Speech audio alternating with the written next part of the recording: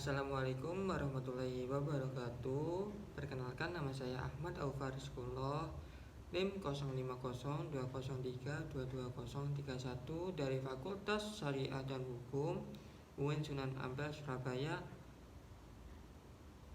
kelas HPI 2A.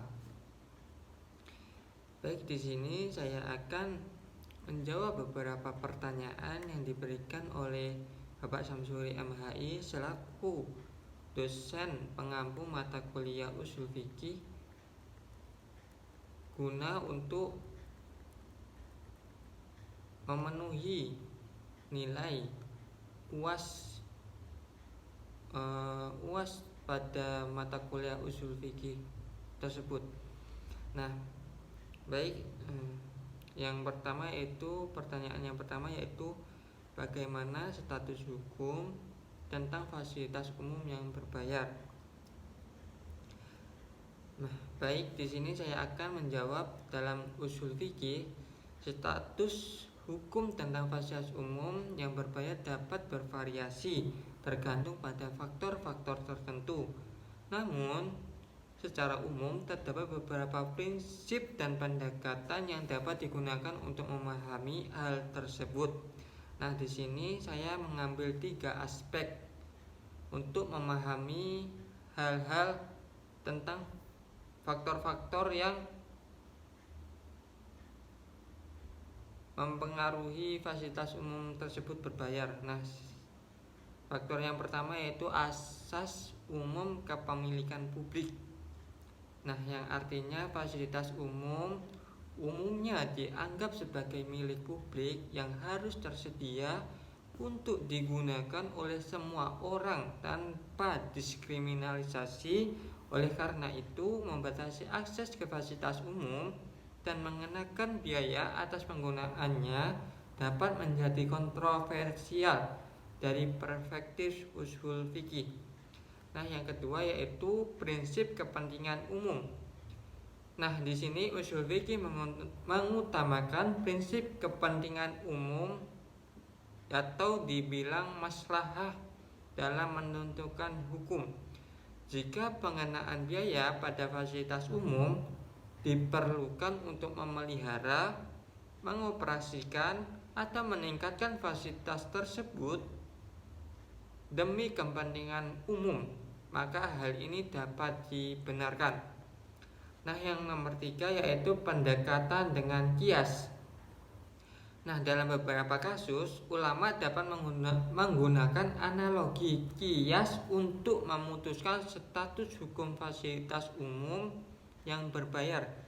Misalnya, jika ada persamaan antara fasilitas umum yang berbayar dengan fasilitas serupa yang sudah dikenakan biaya dalam masyarakat, maka status hukum dapat diambil dari kasus serupa tersebut.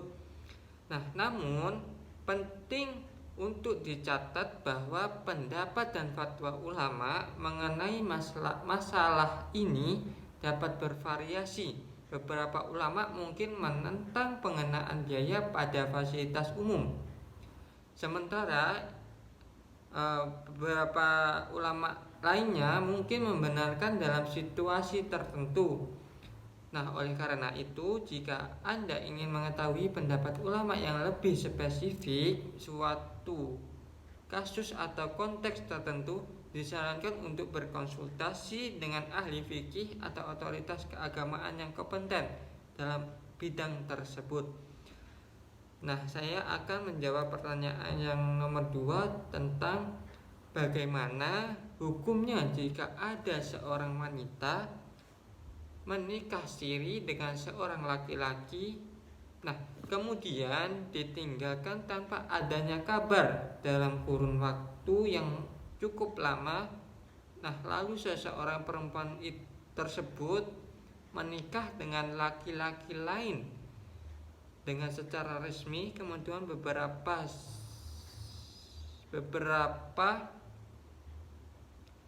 hari kemudian si laki-laki yang menikahi secara siri ini muncul secara tiba-tiba. Nah, bagaimana statusnya? Nah, dalam Islam Menikah secara siri atau tanpa pengakuan resmi tidak diakui sebagai pernikahan yang sah atau secara hukumnya. Pernikahan dalam Islam memerlukan proses yang melibatkan walinya wanita, kesaksian yang sah, dan pendaftaran pernikahan yang sesuai dengan hukum syariah. Nah, dalam skenario yang Anda berikan, pernikahan siri yang terjadi awalnya tidak dianggap sah secara hukum dalam Islam. Nah, oleh karena itu wanita tersebut tidak memiliki status istri yang sah dari perspektif Islam terhadap pria yang melakukan pernikahan siri dengannya. Nah, namun dalam hal wanita tersebut menikah secara resmi dengan seorang laki-laki lain, pernikahan resmi ini dianggap sah dan diakui dalam hukum Islam. Wanita tersebut akan memiliki status istri yang sah terhadap suami yang ia nikahi secara resmi, baik secara agama maupun secara hukum negara.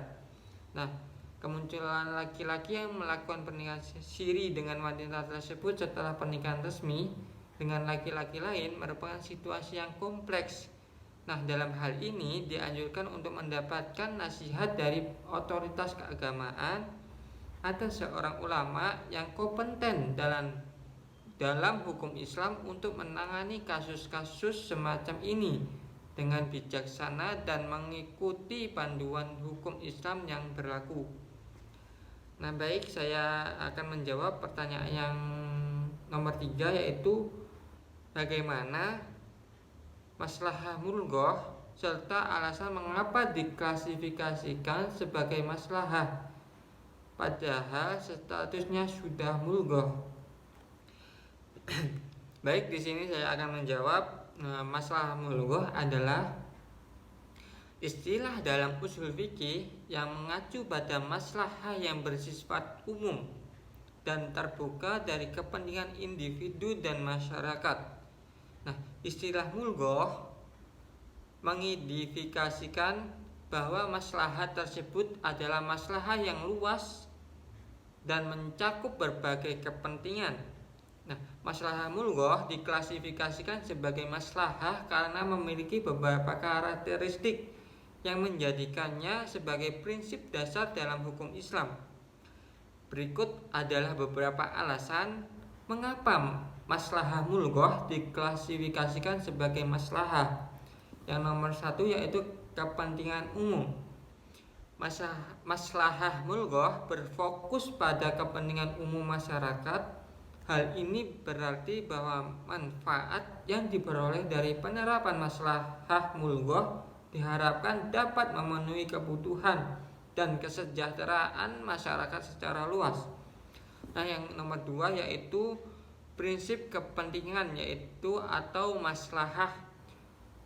Nah, di sini usul fikih mengakui prinsip kepentingan maslahah sebagai landasan hukum yang penting. Maslahah mulghah dianggap sebagai salah satu bentuk implementasi dari prinsip-prinsip tersebut. Nah, yang nomor 3 yaitu prinsip kesederhanaan, yang artinya yaitu maslahah mulghah juga berhubungan dengan prinsip kesederhanaan dalam hukum Islam. Dalam beberapa kasus, hukum Islam memprioritaskan maslahah umum dan menghindari ketidaknyamanan atau kesulitan yang tidak diperlukan bagi individu atau masyarakat. Nah, pengklasifikasian maslahah mulghah sebagai maslahah sejalan dengan prinsip-prinsip hukum Islam yang mementingkan kemaslahatan dan kepentingan umum. Namun, penting untuk dicatat bahwa maslahah mulghah dapat berbeda-beda dalam konteks dan implementasinya, dan pendapat ulama dapat bervariasi tergantung pada situasi dan konteks spesifiknya. Nah, oleh karena itu penting untuk berkonsultasi dengan ahli fikih atau otoritas keagamaan yang kompeten dalam menentukan penerapan maslahah mulghah dalam kasus-kasus tertentu tersebut. Nah, sekian, terima kasih. Assalamualaikum warahmatullahi wabarakatuh.